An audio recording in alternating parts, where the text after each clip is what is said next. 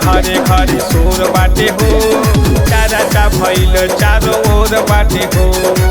इंदौर पंचायत के भाग किस्मत चमकावे के बाहो ए जी।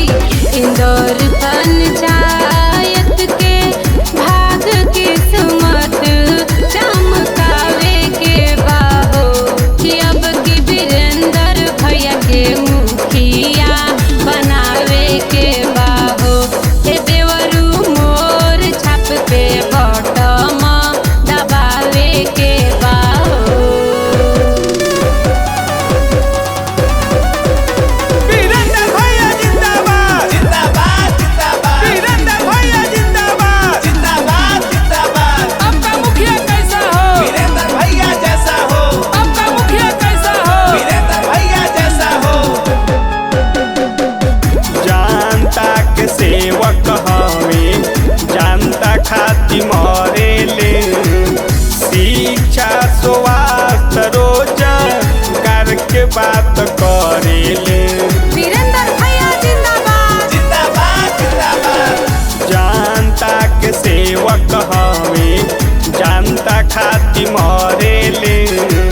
शिक्षा स्वास्थ्य रोजगार के बात करेले।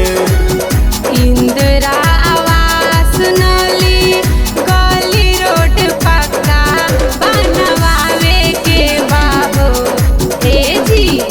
इंदिरा आवास नली गली रोड पक्का बनवावे के बाहो कि अब की वीरेंद्र भैया के मुखिया बनावे के बाहो।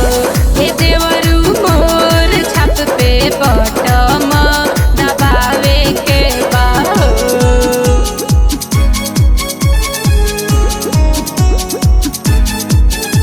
वीरेंद्र भैया जिंदाबाद जिंदाबाद जिंदाबाद, वीरेंद्र भैया जिंदाबाद जिंदाबाद जिंदाबाद। आपका मुखिया कैसा हो? वीरेंद्र भैया जैसा हो, आपका मुखिया कैसा हो? वीरेंद्र भैया जैसा हो। सब है सुशील पढ़ल लिखल ईमानदार हो। सब प्रत्याशियन से बेटर उम्मीदवार हो। वीरेंद्र भैया जिंदाबाद जिंदाबाद जिंदाबाद। सब है सुशील पढ़ल लिखल ईमानदार हो। सब प्रत्याशियन से बेटर उम्मीदवार हो। एक बार